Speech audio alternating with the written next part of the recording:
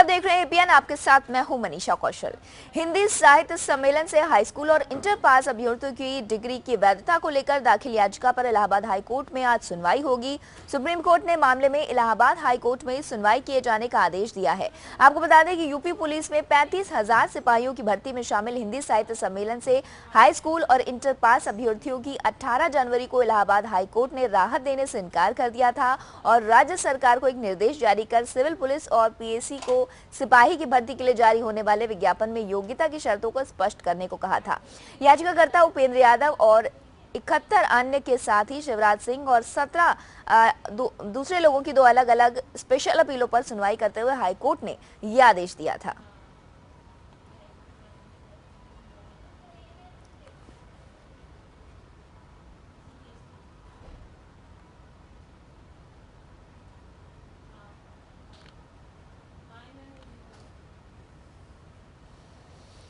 तो हिंदी साहित्य सम्मेलन से हाई स्कूल और इंटर पास अभ्यर्थियों की डिग्री की वैधता को लेकर दाखिल याचिका पर हाई कोर्ट में आज सुनवाई होगी।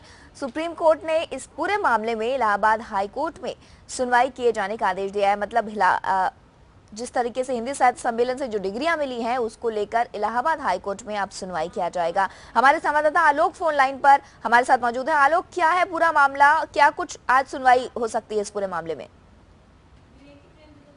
देखिए मनीषा, हिंदी साहित्य सम्मेलन से हाई स्कूल और इंटर की जिन लोगों को डिग्रियां मिली हैं, उन्होंने यूपी पुलिस में 35,000 सिपाहियों की भर्ती परीक्षा में आवेदन किया था, लेकिन उनकी डिग्रियों को अमान्य मानते हुए उनको यूपी पुलिस की जो परीक्षा हो रही थी उससे बाहर कर दिया गया था। यूपी पुलिस भर्ती बोर्ड के इस आदेश को इन अभ्यर्थियों ने इलाहाबाद हाईकोर्ट में चुनौती दी थी। इलाहाबाद हाईकोर्ट ने यूपी पुलिस भर्ती बोर्ड के निर्णय को सही माना था और कहा था कि जो हाई स्कूल और इंटरमीडिएट की डिग्रियां जो इलाहाबाद का हिंदी साहित्य सम्मेलन देता है वो यूपी बोर्ड की जो हाई स्कूल और इंटर की जो डिग्रियां है उसके समकक्ष नहीं है, लिहाजा ये अभ्यर्थी आवेदन की योग्य नहीं है और ये कहते हुए इनकी याचिका खारिज कर दी थी। इन अभ्यर्थियों ने सुप्रीम कोर्ट में याचिका दाखिल की थी। सुप्रीम कोर्ट ने मामले की फिर से इलाहाबाद हाईकोर्ट में सुनवाई करने का आदेश दिया है।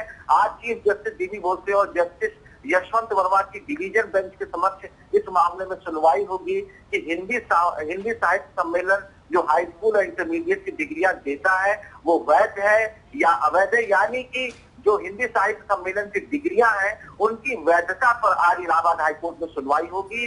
तो यूपी में लाखों अभ्यर्थी ऐसे हैं जिन्होंने हाई स्कूल इंटरमीडिएट हिंदी साहित्य सम्मेलन से किया है और वो कई जगह नौकरी भी कर रहे हैं। ऐसे में अगर हिंदी साहित्य सम्मेलन की डिग्रियां अवैध मानी जाएंगी तो उनकी नौकरी पर संकट आ सकता है। तो बहरहाल आज मुख्य मुद्दा ये है कि हिंदी साहित्य सम्मेलन की जो डिग्रियां हैं वो मान्य है या अमान्य है, वैध है या अवैध है, इस पूरे मसले पर आज हाईकोर्ट सुनवाई करेगा। चीफ जस्टिस डीबी भोसले की अध्यक्षता वाली खंडपीठ के समक्ष इस मामले पर सुनवाई होगी। जी मनीषा। जी आलोक, आप हमारे साथ जुड़े, जानकारी साझा करने के लिए आपका धन्यवाद। तो इलाहाबाद हाई कोर्ट में आज सुनवाई होगी। हिंदी साहित्य सम्मेलन से जिन बच्चों ने हाई स्कूल और इंटर की परीक्षा दी थी उन पर फिलहाल मुसीबत का दौर है। उनके जो भी जिन जॉब में उन्होंने अप्लाई किया है उसमें उन्हें मुश्किलात आ रही हैं। फिलहाल आज इस पूरे मामले में सुनवाई होगी और ये पूरा मामला साफ हो जाएगा कि आखिर वो इन पोस्ट के लिए अप्लाई कर सकते हैं या नहीं। वहीं हाईकोर्ट की लखनऊ बेंच में आज मीट शॉप के लाइसेंस नवीनीकरण को लेकर दायर याचिका पर सुनवाई करेगी। पिछले तारीख को याचिकाकर्ता के अधिवक्ता का तर्क था कि सरकार को मीट दुकानों के रोजगार को भी लेकर संवेदनशील होना पड़ेगा। आपको बता दें कि उत्तर प्रदेश सरकार पहले ही कह चुकी है कि बिना बूचड़खाने के लाइसेंस का नवीनीकरण संभव नहीं है।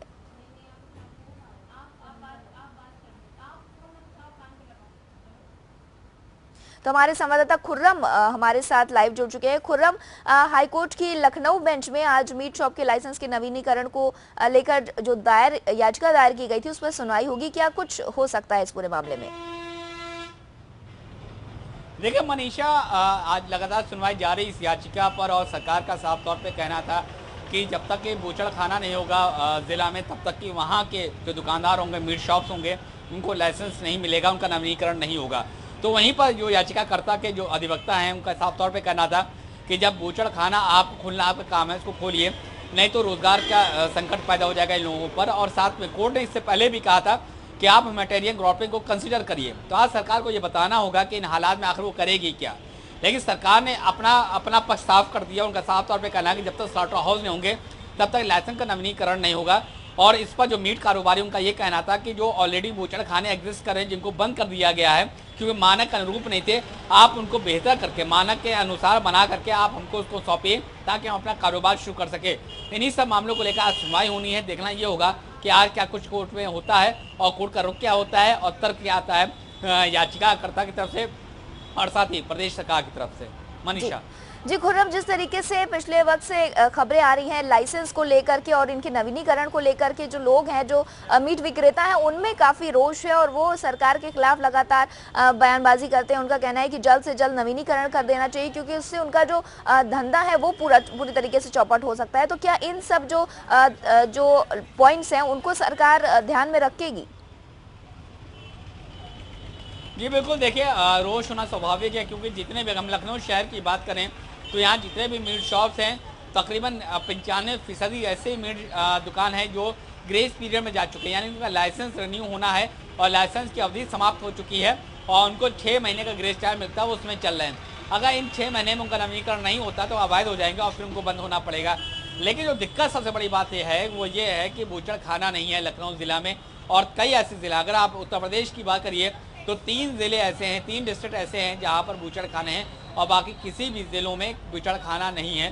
तो ऐसे में गोश्त सप्लाई कैसे होगी, कहां पर जानवर कटेगा और कैसे आगे चलेगा, ये सब तमाम दिक्कतें हैं। नगर निगम अपने हाथ खड़ा कर चुके हैं, नगर पालिका अपने हाथ खड़ा कर चुकी है। उनका ये कहना है कि जब स्लॉटर हाउस ही नहीं है तो हम कैसे उनको लाइसेंस नवीनीकरण कर सकते हैं। तो यही सब बातें हैं कि सरकार सोच क्या रही है, उनकी कोई पॉलिसी है कि नहीं है, या इसका कोई बीच का रास्ता निकालेगी कि नहीं निकालेगी या निकाल चुकी है। ये सब आज होना है और उम्मीद ये भी की जा रही है कि आज आखिरी सुनवाई होगी इस याचिका पर।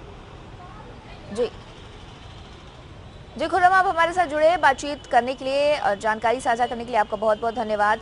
तो यहाँ पर हाई कोर्ट की लखनऊ बेंच में सुनवाई होगी कि किस तरीके से जो स्लॉटर हाउसेज हैं उनके लाइसेंस को किस तरीके से रिन्यू किया जाएगा या फिर उन्हें बंद कर दिया जाएगा। चलिए रुक करते हैं अगली खबर का। पंजाब यूनिवर्सिटी की फंडिंग का मामला सुप्रीम कोर्ट में पहुंच चुका है। सुप्रीम कोर्ट इस मामले में आज सुनवाई करेगी। मानव संसाधन मंत्रालय सुप्रीम कोर्ट में अपना पक्ष रखेगा। वहीं ये मामला हाई कोर्ट में भी लंबित है जिसकी सुनवाई 4 मई को है। इसी दिन MHRD के अधिकारियों की व्यक्तिगत स्तर पर बैठक होनी है जिसमें पंजाब यूनिवर्सिटी की स्थिति पर विस्तार से चर्चा की जाएगी। दूसरी तरफ ये भी संभावना है कि हाई कोर्ट और सुप्रीम कोर्ट में मामलों की सुनवाई के बाद MHRD फंडिंग की समस्या पर आगे अपना पक्ष रखे। वहीं 7 मई को पंजाब यूनिवर्सिटी सीनेट की बैठक है जिसमें मामले के गरमाने की पूरी संभावना है। सीनेट से पहले फंडिंग को लेकर स्थिति काफी हद तक स्पष्ट होने की संभावना है। हालांकि पंजाब यूनिवर्सिटी प्रशासन पहले की फीस बढ़ोतरी की वापसी को नकार चुका है और अब सबकी निगाहें सुप्रीम कोर्ट और हाई कोर्ट में होने वाली सुनवाई पर है। इसके बाद MHRD के अधिकारियों और सीनेट की बैठक में तमाम महत्वपूर्ण फैसले हो सकते हैं।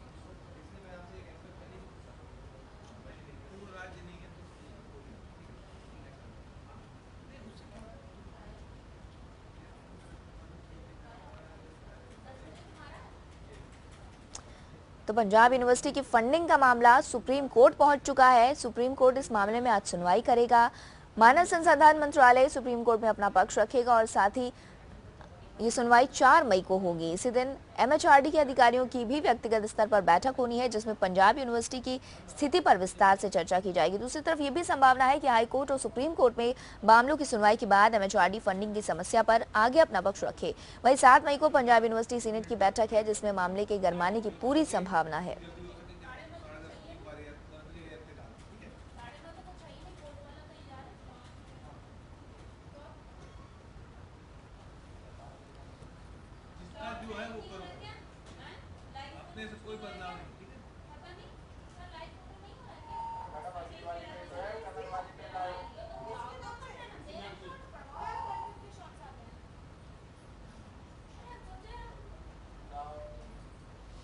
कलकत्ता हाईकोर्ट के जज जस्टिस CS कर्णन ने शुक्रवार को नई दिल्ली स्थित एयर कंट्रोल अथॉरिटी को निर्देश दिया था कि केस खत्म होने तक चीफ जस्टिस और सुप्रीम कोर्ट के 7 अन्य जजों को देश के बाहर यात्रा करने की इजाजत न दी जाए।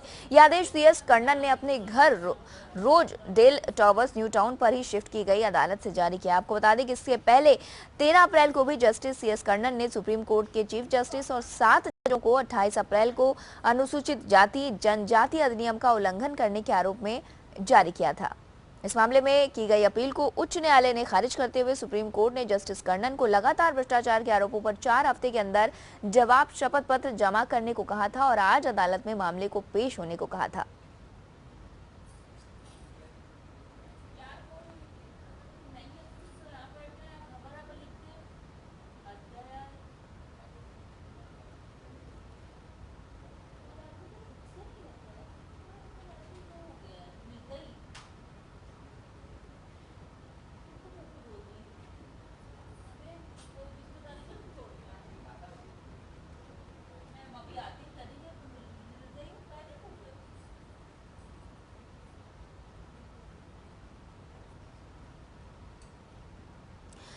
तो हाईकोर्ट के चीफ जस्टिस सीएस कर्णन ने एक एडवाइजरी जारी कर कहा है कि जो भी जज हैं उनके खिलाफ मामले चल रहे हैं उनको हवाई यात्रा करने का आदेश ना दिया जाए। आपको बता दें इस मामले में अपील की गई है, उच्च न्यायालय ने खारिज करते हुए सुप्रीम कोर्ट ने सीएस जस्टिस कर्णन को लगाए भ्रष्टाचार के आरोपों पर 4 हफ्ते के अंदर जवाब शपथ पत्र जमा करने के लिए कहा था। इस मामले में अदालत में पेश होने के लिए भी कहा था, लेकिन उसके पहले कर्णन ने सुप्रीम कोर्ट के जजों की हवाई यात्रा पर रोक लगाने का आदेश जारी कर दिया। तो हमारे संवाददाता विवेक फोन लाइन पर हमारे साथ मौजूद है। विवेक, यहाँ पर जस्टिस सीएस कर्णन ने एक बार फिर रोक लगाने का आदेश जारी कर दिया है, क्या कुछ है पूरा मामला? दरअसल justice CS Karnan Calcutta high court के जज है जिन्होंने भ्रष्टाचार को लेके सिटिंग जज और रिटायर्ड जज के साथ पॉलिटिशियंस के ऊपर भी ये कहा था कि ये भ्रष्टाचार कर रहे हैं। इसको लेके उन्होंने पीएम और ये सुप्रीम कोर्ट में लेटर भी लिखा था। उसी पर सुप्रीम कोर्ट ने सुओ मोटो लेते हुए इनके खिलाफ कंटेम्प्ट का नोटिस जारी किया था, जिस मामले में उनको सुप्रीम कोर्ट अपीयर होना था लेकिन वो अपीयर नहीं हुए। नेक्स्ट टाइम जब इनके पास ये बेलेबल वारंट गया तो बेलेबल वारंट के लिए भी इन्होंने ये कहा कि हमको पर्याप्त समय नहीं दिया, इन्फॉर्मेशन नहीं दी गई, इस वजह से हम इस बारे में अभी अक्षम है कुछ भी कहने में। इसके बाद फिर दूसरी बार जब इनको यहाँ पे लेटर आया तो वो सुप्रीम कोर्ट में प्रेजेंट हुए और उन्होंने कहा कि आप मुझे जेल भेजना हो जेल भेज दीजिए, या क्योंकि उससे पहले सुप्रीम कोर्ट ने इनके जुडिशियल और एडमिनिस्ट्रेटिव पावर को रिस्टोर कर लिया था अपने पास और ये कहा था कि जब तक इस मामले में कंफर्मेशन नहीं हो जाता और जिसकी पूरी सुनवाई नहीं हो जाती तब तक इन जुडिशियल और एडमिनिस्ट्रेटिव पावर उनको रिस्टोर कर लिया जाएगा, आपका उनसे छीन लिया गया था। फिर जब वो सुप्रीम कोर्ट अपीयर हुए तो उन्होंने सुप्रीम कोर्ट में अपनी पूरी बात रखी थी और सुप्रीम कोर्ट से बाहर निकलते ही उन्होंने साफ साफ कहा था कि इन 7 जजों के खिलाफ, जो कॉन्स्टिट्यूशनल बेंच के जजेस थे, उनके खिलाफ कंटेम्प्ट का नोटिस मैं जारी करूंगा। और उन्होंने यहाँ से बाहर निकलने के बाद, कलकत्ता पहुंचने के बाद, उन्होंने 28 अप्रैल को इन जजों को कलकत्ता उनके अपने रेजिडेंशियल जो जुडिशियल कोर्ट है उसमें अपीयर होने के लिए कहा था। और 28 तारीख को जब ये लोग 28 मार्च को ये लोग अपीयर नहीं हुए तो इन लोगों के ऊपर कंटेम्प्ट का नोटिस जारी कर दिया। साथ ही साथ वो जो एयर कंट्रोल अथॉरिटी, इनको भी कहा कि जब तक ये मैटर पूरा सेटल नहीं हो जाता तब तक इनके देश से बाहर जाने पर रोक लगा दी थी। और साथ ही साथ एक चीज और अपडेट अभी तक जो पता चल रही वो ये है कि 7 जो कॉन्स्टिट्यूशनल बेंच है इसके अलावा उन्होंने एक जज जस्टिस भानुमति है उनको खिलाफ भी एक कंटेम्प्ट का नोटिस जारी किया था। लेकिन ये भी एक चीज और सामने आ रही है कि उन्होंने इन 8 जजों के ऊपर जो कंटेम्प्ट का नोटिस लगाया था उनको अपीयर होने के लिए कहा तो वो अपीयर नहीं हुए। इस वजह से उन्होंने ये भी कहा है कि इन जजेस को जो अपीयरेंस की तारीख थी 1 तारीख के लिए फिर रखी थी उसको भी पोस्टपोन कर दिया है। जी विवेक, आप हमारे साथ जुड़े, जानकारी साझा करने के लिए आपका धन्यवाद। चलिए रुक करते हैं अगली खबर का। आज सुप्रीम कोर्ट में जम्मू कश्मीर में अल्पसंख्यक आयोग बनाने से जुड़े मामले पर सुनवाई है। मामला अंकुर शर्मा बनाम भारत सरकार का है। याचिका में धार्मिक और भाषा के मामले में अल्पसंख्यकों की पहचान करने की भी मांग है। पिछली सुनवाई में भारत की तरफ से एडिशनल सॉलिसिटर जनरल ने इस बात से सहमति जताई थी कि अल्पसंख्यकों की पहचान के लिए सभी पक्षों के साथ मिलकर काम करने की जरूरत है।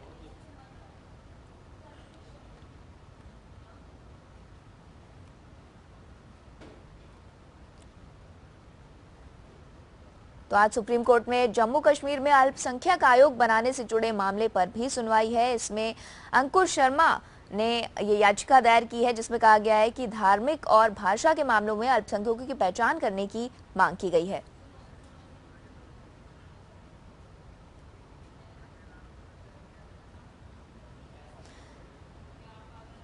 तो इंडियन लीगल रिसर्च फाउंडेशन से मैरी मिसी हमारे साथ मौजूद है फोन लाइन पर। मैरी, क्या कुछ हो सकता है इस मामले में? आज सुनवाई है इस पूरे मामले की और कहा मांग की गई है याचिका में कि अल्पसंख्यक आयोग बनाया जाए जम्मू कश्मीर में। क्या कुछ हो सकता है इस मामले में?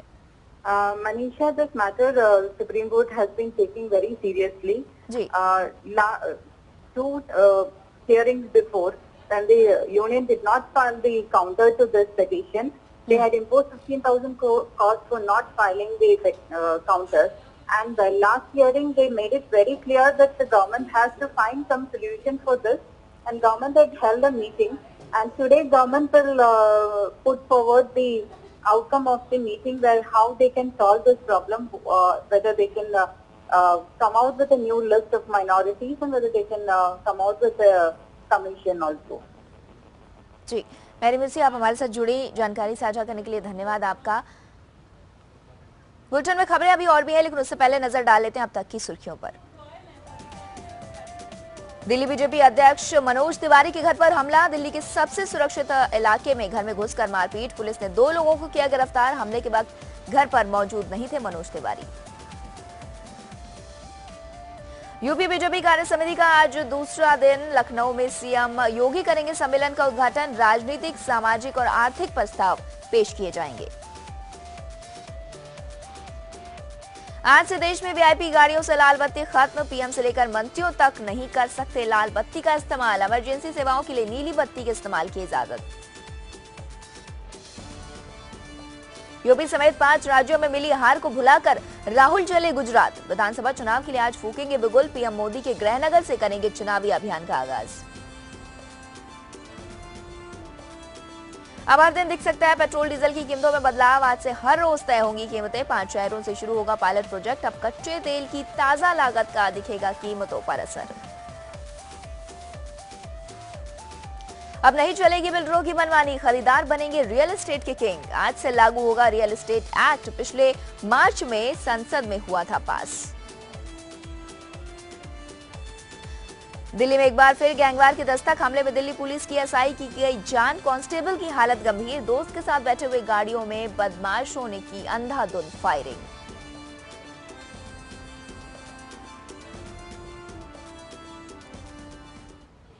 सुप्रीम कोर्ट में आज देश में पुलिस बल में खाली पदों पर नियुक्ति कराने वाली याचिका पर सुनवाई है। मामला मनीष कुमार बनाम भारत सरकार का है।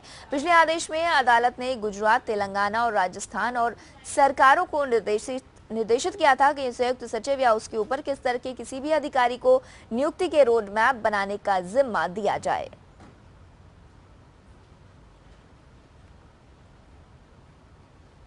तो पुलिस बल में जो खाली पद हैं उन पर नियुक्ति करने के लिए भी याचिका सुप्रीम कोर्ट ने दायर की है। मनीष कुमार ने ये याचिका दायर की है। पिछले आदेश में अदालत ने गुजरात, तेलंगाना और राजस्थान के सरकारों को निर्देशित किया था कि संयुक्त सचिव या उसके ऊपर के स्तर के किसी भी अधिकारी को नियुक्ति के रोड मैप बनाने का जिम्मा दिया जाए। हमारे संवाददाता विवेक फोन लाइन पर हमारे साथ मौजूद है। विवेक, क्या है ये पूरा मामला और क्या कुछ सुनवाई हो सकती है आज?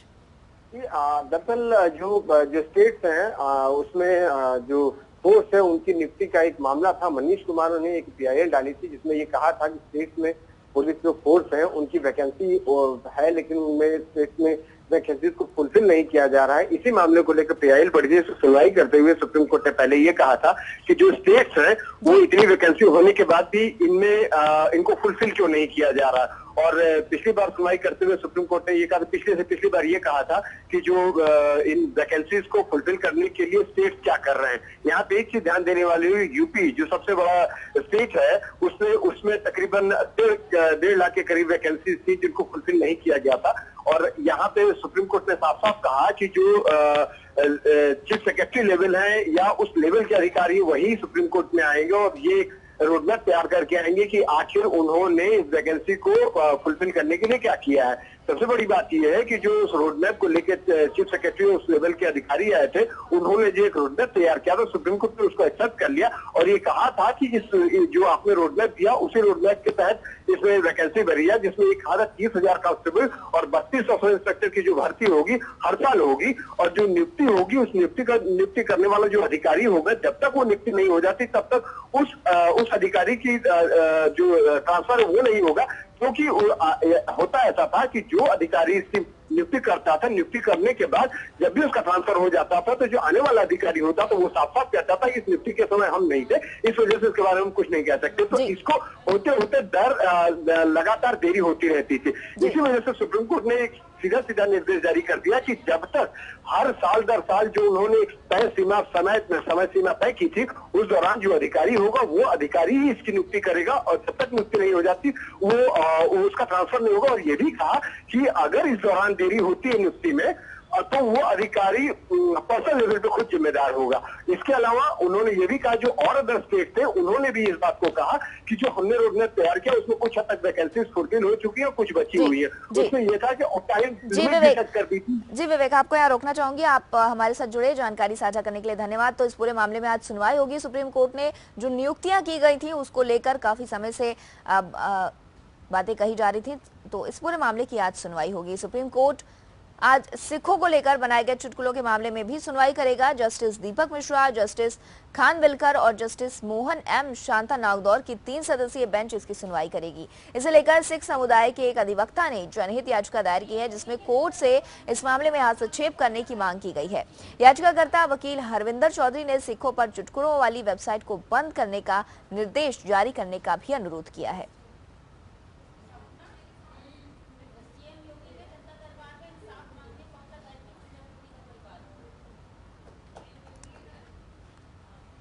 तो खबर पर ज्यादा जानकारी के लिए मैरी मिर्सी हमारे साथ फोन लाइन पर जुड़ चुकी हैं। मैरी मिर्सी जी, सुप्रीम कोर्ट में आज सिखों को लेकर बनाए गए चुटकुलों के मामले में भी सुनवाई होगी, क्या कुछ है पूरा मामला?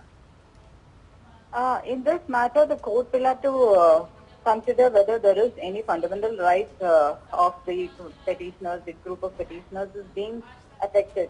If there is a violation of the fundamental rights, then court will have to see how whether court can pass an order and direction and stop the jokes on Sikhs being circulated all over can be stopped. But it's a very technical issue, so court is finding it difficult how to go about it. जी Mary Mercy ji, आप हमारे साथ जुड़ी, जानकारी के लिए बहुत बहुत धन्यवाद। तो सिखों पर जिस तरीके से चुटकुले बनाए जा रहे थे उनको लेकर आज सुप्रीम कोर्ट एडवाइजरी जारी करेगा और सुनवाई करेगा। इस पूरे मामले में ये भी कहा जा सकता है कि जो तमाम वेबसाइट हैं जिन पर चुटकुले पेश किए जाते थे उन वेबसाइट्स को भी बंद कर दिया जाएगा। आज दिल्ली हाईकोर्ट में होटल ली मेरिडियन के शुल्कों के भुगतान के मामले पर सुनवाई है। ली मेरिडियन सीजे इंटरनेशनल होटल्स लिमिटेड का हिस्सा है। होटल पर 13 करोड़ बकाया है जिसका भुगतान न्यू दिल्ली म्युनिसिपल कॉर्पोरेशन को करना है। पिछली सुनवाई में अदालत ने याचिकाकर्ता की याचिका को खारिज करके नई याचिका दाखिल करने का निर्देश दिया था।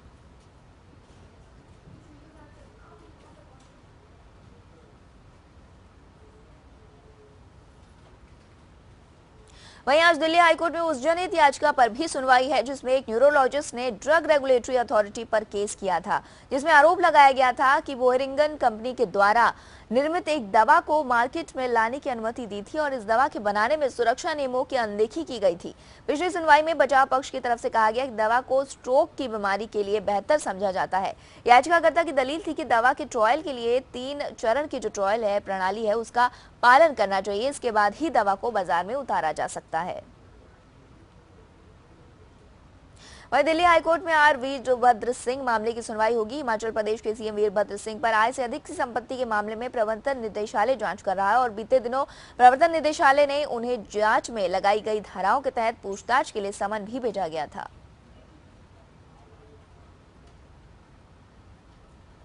वहीं जम्मू के कटरा से वैष्णो देवी मंदिर परिसर में घोड़े और टट्टुओं के उपयोग पर रोक लगाने की मांग को लेकर राष्ट्रीय हरित अधिकरण यानी एनजीटी में सुनवाई होनी है। वहीं इस मामले में एनजीटी में पिछली सुनवाई में जम्मू कश्मीर सरकार और श्राइन बोर्ड के वकील ने अपनी रिपोर्ट रखी थी। एनजीटी गौरी मौखेली की एक याचिका पर सुनवाई कर रहा है। उन्होंने कटरा से वैष्णो देवी मंदिर तक तीर्थयात्रियों और सामान ले जाने के लिए घोड़ों, टट्टुओं, खच्चरों और गधों के अंधाधुंध प्रयोग से सार्वजनिक जीवन के लिए उत्पन्न होने वाले प्रदूषण और खतरों पर चिंता जताई थी। तो इस बुलेटिन में फिलहाल इतना ही, लेकिन आप कहीं मत जाइए, एपीएन पर खबरों का सिलसिला लगातार जारी है।